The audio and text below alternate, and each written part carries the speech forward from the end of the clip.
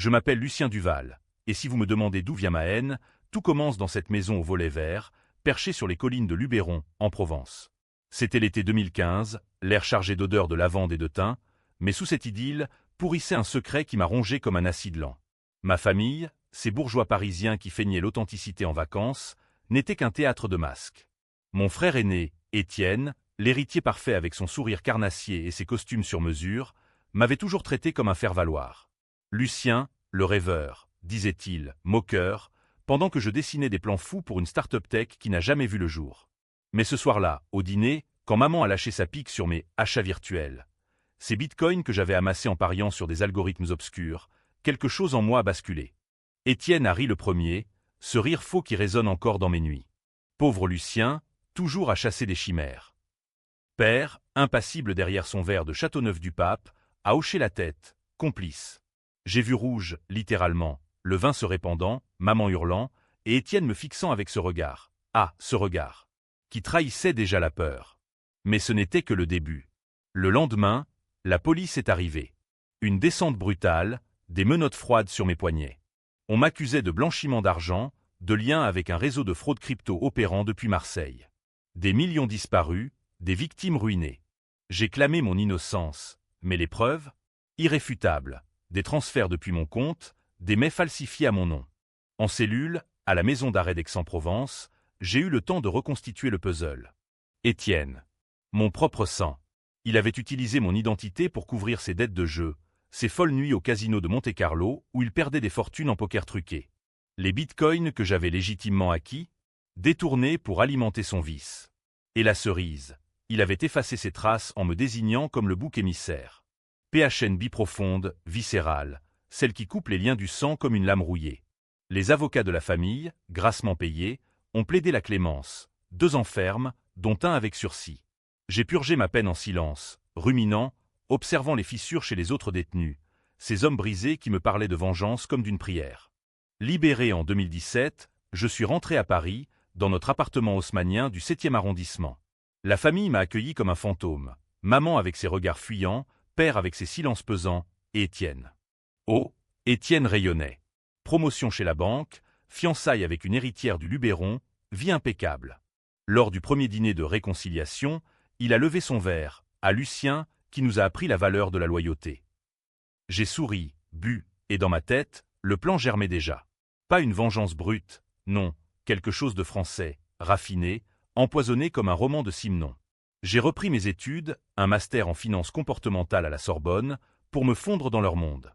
Mais la nuit, je creusais, dossier bancaire piraté, contact dans la pègre marseillaise que j'avais croisé en prison. Le secret qu'Étienne ignorait, notre grand-père, un collaborateur sous Vichy, avait enterré un pactole nazi dans les caves de Luberon. Un trésor maudit, des lingots et des documents qui pouvaient ruiner quiconque les touchait. Je l'ai trouvé un automne pluvieux, lors d'une visite familiale. Sous prétexte de rénover la maison, j'ai fouillé les fondations. Une trappe, un coffre rouillé, or, mais aussi des lettres signées par des officiers SS, liant grand-père à des exécutions en 1944. Étienne le savait, il avait lu les journaux intimes, en avait usé pour chantage contre des rivaux en banque. Mais il m'avait laissé croupir, Gan titaille pour ses péchés, pendant qu'il dansait sur mes ruines. La rage m'a consumé. J'ai photocopié tout, scellé le coffre, et suis reparti pour Paris. La première étape de ma revanche, infiltrer son monde. J'ai séduit sa fiancée, Camille, lors d'une soirée au Fouquet's. Pas par amour, par venin. Elle, avec ses yeux verts et son accent chantant du Sud, représentait tout ce qu'il volait, innocence, beauté, avenir. Nos rendez-vous clandestins dans les bistrots de Saint-Germain, nos murmures sur ses doutes. Elle ignorait que je l'utilisais comme une clé. Bientôt, Étienne a senti le vent tourner. Des appels anonymes, des fuites mineures sur ses comptes. Il a commencé à lorgner vers moi, suspicieux, mais souriant toujours. « Frère, on enterre la hache. » J'ai acquiescé, en pensant « non, je la forge ». Les mois suivants, j'ai monté une toile, un faux investisseur russe, des prêts fictifs via une shell compagnie à Luxembourg. Étienne a mordu, avide, signant des contrats qui le liaient à moi sans le savoir. La tension montait, UAM, comme l'air avant l'orage en Camargue. Maman, sentant le malaise, m'a convié à un thé. « Lucien, arrête ces folies. La famille passe avant tout. » J'ai ri doucement, « Et quand la famille trahit, maman ?» Elle a pâli, et j'ai vu dans ses yeux le reflet de son propre péché. Elle avait su pour Étienne, l'avait couvert. La nuit de Noël 2018, lors de la veillée à Luberon, la première fissure publique. Étienne, ivre de champagne, a glissé sur une plaque de verglas près de la piscine. Un « accident » que j'avais huilé avec un peu d'huile d'olive discrète. Sa cheville brisée, hurlement dans la nuit étoilée. Camille à ses côtés, mais son regard vers moi, un appel muet. J'ai feint l'inquiétude, aidé les ambulanciers, et dans l'ombre, j'ai souri. C'était le début de sa chute, lente, inexorable. Mais il se relevait toujours, ce serpent, avec des sourires plus aiguisés, des alliances nouées dans les couloirs de la finance. Il lorgnait déjà vers un poste de direction, ourdissant contre moi en sous-main, des rumeurs sur ma instabilité post-prison. La guerre était déclarée, et Paris, avec ses boulevards larges et ses secrets étroits, devenait notre arène. Les hivers parisiens sont cruels, avec leur humidité qui s'infiltre dans les os comme un remords inavoué. En 2019, j'ai tissé ma toile plus serrée, inspirée par les intrigues de Balzac que je relisais dans les cafés enfumés du Marais. Camille était ma première prise. Nos amours adultères, consumés dans des hôtels discrets comme le Crillon, n'étaient qu'un levier.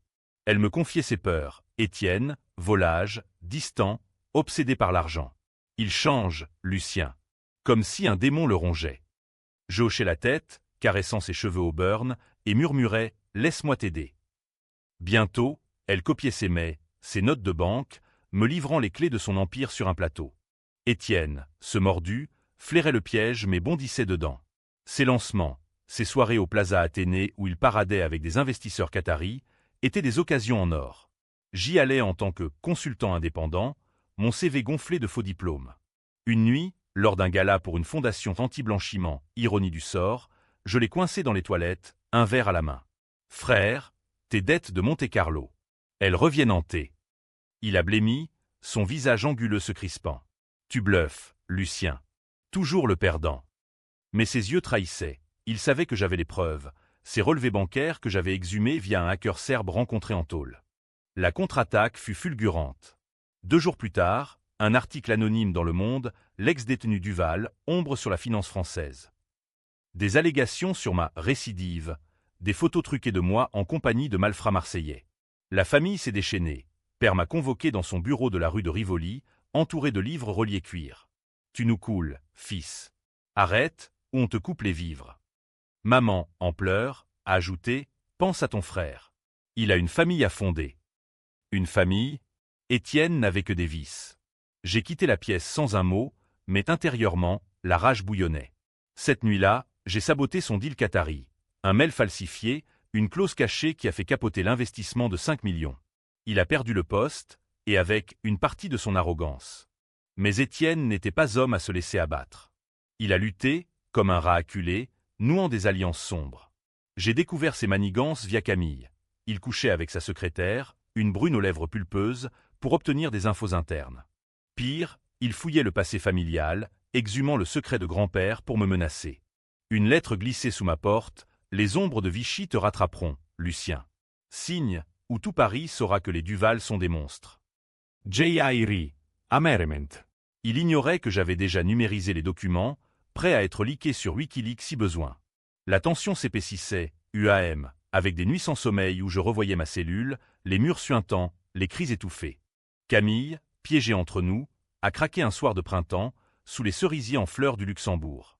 Lucien, je l'aime encore, mais il me détruit. Et toi? Tu es comme un feu froid.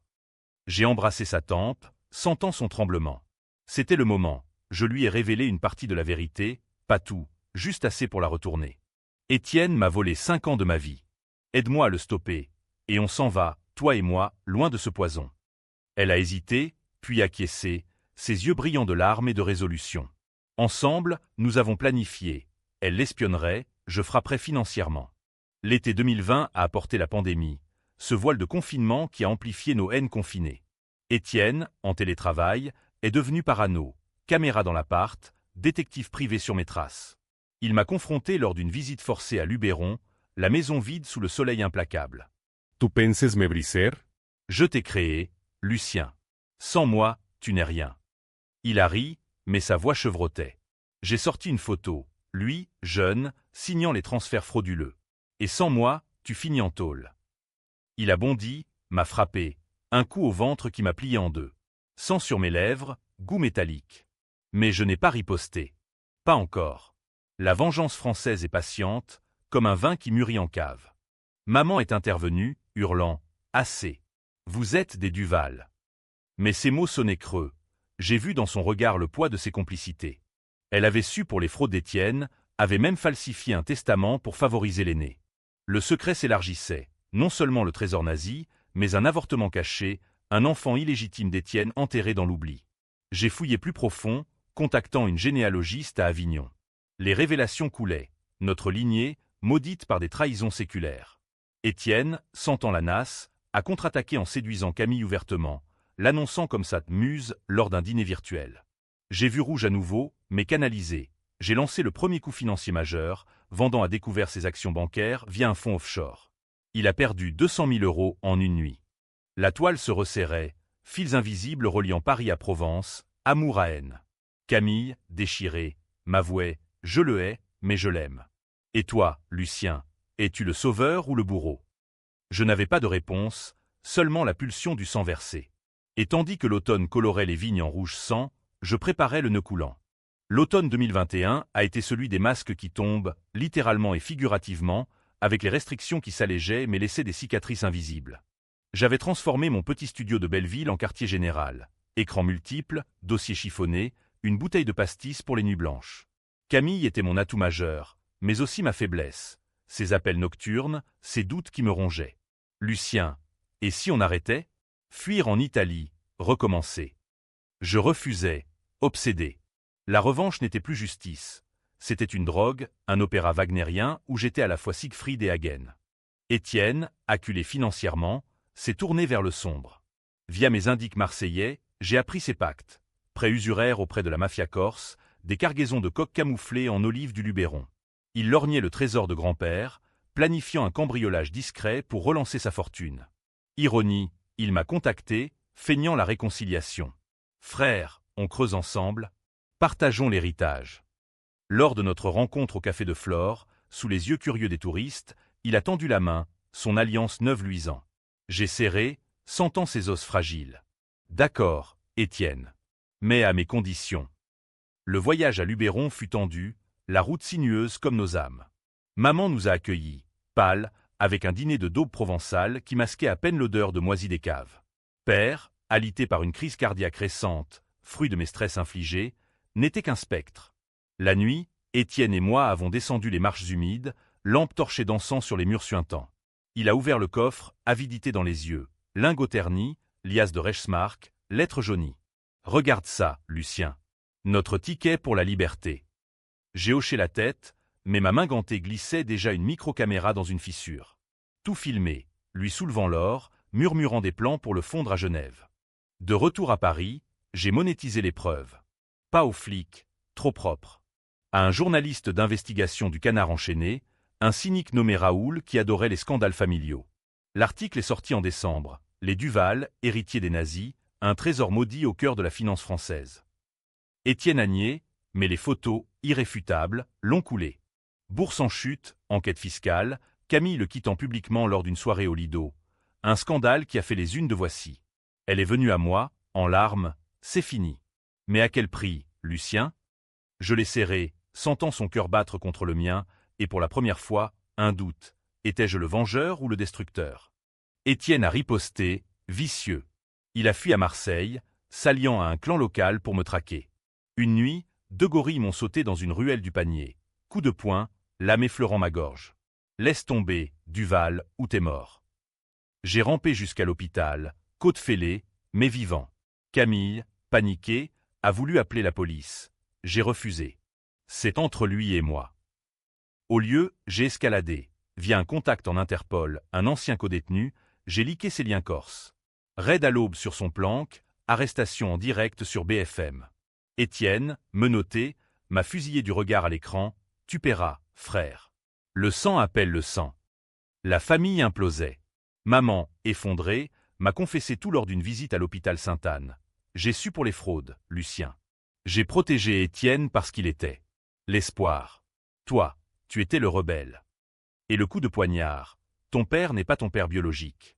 Un amant d'un soir, en 88. Étienne est le seul vrai Duval. Le monde a vacillé. Gan titaille, non seulement pour ses crimes, mais pour un mensonge d'identité. La trahison s'enracinait plus profond, touchant l'ADN même. J'ai quitté l'hôpital en furie, roulant vers le sud sous la pluie battante. À Luberon, seul avec les fantômes, j'ai confronté le coffre une dernière fois. Les lettres de grand-père, non seulement collaborateur, mais traître à sa propre sœur, exécuté pour résistance. Le pattern se répétait, Duval trahissant Duval. J'ai pris un lingot, les fondu partiellement dans un four improvisé, pour en faire une médaille, symbole de ma chaîne. Camille m'a rejoint là, fuyant Paris. Nos nuits d'amour, passionnées, étaient teintées d'ombre, et après, Lucien. Je murmurais, la fin. Mais Étienne, libéré sous caution grâce à des avocats véreux, préparait son retournement. Un appel anonyme, rendez-vous au pont du Gard, minuit. Seul. La tension culminait, dramatique, comme un acte de Racine. J'y suis allé, arme cachée, un vieux luger de grand-père. Sous les arches romaines, lune pâle, il attendait, silhouette noire. Tu as gagné, Lucien. Mais sais-tu pourquoi j'ai fait ça? Sa voix, brisée. Le twist mineur, pas seulement vice, mais peur. Peur de l'héritage nazi, peur que je, le rêveur, le découvre et le ruine. Il offrait la paix, partage du trésor, exil mutuel. J'ai hésité, le flingue lourd. Camille, cachée, m'implorait par texto, arrête le sang. Le pont du Gard, ce géant de pierre dressé contre le ciel étoilé, semblait juger nos âmes damnées. Étienne, face à moi, n'était plus le lion de la finance, mais un homme usé, barbe naissante, yeux creux. Lucien, on peut arrêter. Le trésor, moitié-moitié. On efface tout. Sa voix tremblait, un mélange de supplication et de calcul. J'ai sorti le luger, le métal froid luisant sous la lune. Trop tard, frère. Tu m'as volé ma vie. Il a reculé, trébuchant sur une racine. Et toi? Tu n'es même pas un Duval. Maman me l'a dit. Tu es Levatard. Le mot a claqué comme un fouet. Ragge pure. J'ai armé, visé sa poitrine. Camille a surgi des ombres, hurlant « non ». Elle s'est jetée entre nous, son corps frêle un bouclier. Le coup est parti, effleurant son épaule, sang écarlate sur sa robe blanche. Étienne a fui dans la nuit, riant nerveusement. « Tu vois? Tu ne peux pas. » J'ai tenu Camille, la berçant, tandis que les sirènes hurlaient au loin. Un jogger avait entendu. Police, hôpital, interrogatoire. J'ai plaidé l'accident de chasse, mais les soupçons planaient. Étienne, planqué à Nice, a contre-attaqué via les médias. Une interview larmoyante sur CNews, me dépeignant comme le psychopathe vengeur. La presse s'est déchaînée, fratricide en Provence, la malédiction des Duval. Maman, brisée, a fait une tentative de suicide, pilules avalées dans la baignoire de l'appart haussmannien. Père, dans son lit d'hôpital, a murmuré son dernier mot, traître. J'étais seul, traqué, mais la vengeance culminait. Avec Camille, convalescente, nous avons ourdi le coup final, exposé tout. J'ai contacté Raoul à nouveau, lui livrant les vidéos, les lettres, les preuves des fraudes corses. L'article final, en janvier 2022, a tout balayé, le réseau Duval, de Vichy à la mafia, une saga de corruption. Étienne arrêté en flagrant, menottes au poignet lors d'un transfert d'or à la frontière italienne. Le procès à Marseille fut un cirque, digne d'un Zola réincarné. Témoignages accablants, victime de ses fraudes pleurant, expert financier disséquant ses magouilles. Étienne, en costard froissé, niait tout, lorgnant vers moi dans la salle comble. C'est lui, le manipulateur. Il m'a piégé. Le juge, un vieux provençal au regard perçant, a écouté mes aveux partiels. Oui, j'avais fomenté, mais pour justice. Camille, clé du dossier, a témoigné. Étienne m'a forcé à mentir. Lucien. Il a sauvé ce qui restait d'honneur. Le jury a délibéré 3 jours, la ville en ébullition, manifestation devant le palais, débat enflammé sur les ondes, vengeance ou justice. Frère ou ennemi? Verdict, 20 ans pour Étienne, pour fraude aggravée et lien mafieux. Moi, acquitté pour collaboration avec la justice, mais marqué à vie. La foule dehors, divisée. Certains m'acclamaient comme un justicier, d'autres me huaient, assassin. Camille et moi, enlacés, avons fui vers Paris sous escorte. Mais la paix? Et le soir. Étienne, en cellule, m'envoyait des lettres venimeuses. Le sang coule encore, bâtard. Attends ma sortie. Maman, en asile, balbutiait des regrets. Père enterré sans faste, sous une pluie provençale. La haute vengeance m'avait consumé. Nuit hantée par le coup de feu, par le sang de Camille sur mes mains. Étais-je héros ou monstre? Les dîners mondains me fuyaient, mais des livres sortirent. Ma saga romancée, best-seller controversé. Camille, enceinte maintenant de moi, espérais-je, murmurait « On recommence, loin d'ici ». Mais le venin persistait, UAM, tendu comme un arc. Printemps 2025, et Paris fleuri en faux-semblants, ses quais de Seine miroitant sous un soleil trompeur. 5 ans après le procès, je vis reclus dans un loft de Montmartre, écrivant mes mémoires, non pour l'argent, mais pour exorciser. Camille est partie il y a 2 ans, emportant notre fils, Adrien, vers les vignes de Bordeaux. Tu portes trop de haine, Lucien. Elle nous tuera. Ces mots, un écho de maman. Étienne purge toujours, mais ses émissaires rôdent, colis anonymes, appels muets. La vengeance, ce chien fidèle, me hante. Le twist final est venu comme un coup près, lors d'une visite à l'asile de maman. Affaiblie, elle m'a tendu une lettre jaunie, la confession de père, datée de sa mort. Lucien, mon fils unique. Étienne n'est pas le traître originel. C'était moi. Les fraudes, mon idée, pour couvrir nos dettes familiales. J'ai fait accuser Lucien pour protéger Étienne, l'innocent. Mon monde s'est écroulé. Père, le roc silencieux, m'avait sacrifié. Étienne, Coupable, oui, mais marionnette. La vraie lame dans le dos, mon propre géniteur. J'ai conduit comme un fou vers Marseille, vers la prison. Visite conjugale, face à Étienne, vieilli, cheveux grisonnants. Tu sais, maintenant. Hilary, amer. Père m'a tout avoué avant de crever. Il t'aimait, Lucien. Plus que moi. C'est pour ça qu'il t'a choisi comme bouc. Les pièces s'emboîtaient, le testament falsifié par maman, les silences complices, le trésor nazi comme l'heure. J'ai hurlé, poing contre la vitre, pourquoi n'as-tu rien dit? Il a haussé les épaules, sans appel sang. On est maudit. Dehors, la mer Méditerranée grondait, indifférente. J'ai brûlé la lettre sur une plage de la Corniche, flammes dansant comme des diables. Retour à Paris, j'ai contacté Raoul une dernière fois. Pas pour un article, mais pour la vérité. Une confession publique, diffusée sur France Inter, j'ai vengé un fantôme. Mon père était le monstre. Écho, débats enflammés, podcast sur la malédiction du Val, lecteurs divisés, certains me voyant martyr, d'autres calculateurs froids. Camille est revenue, Adrien sur ses hanches, yeux verts comme les miens. On essaie. Un dîner simple, sans vin rouge. Maman s'éteint paisiblement, pardonnée dans un murmure. Étienne, libéré en 2040, peut-être, mais le temps guérit ou ronge. Ma vengeance? Un cycle brisé, ou juste reporté. Dans les nuits, je rêve du pont, le coup non tiré, le sang épargné. Peut-être la vraie twist. La paix n'est pas absence de haine, mais son étreinte acceptée. Et si demain, un nouveau dîner familial? Je lèverai mon verre, à la vérité, enfin nue. Mais au fond, le sang murmure encore.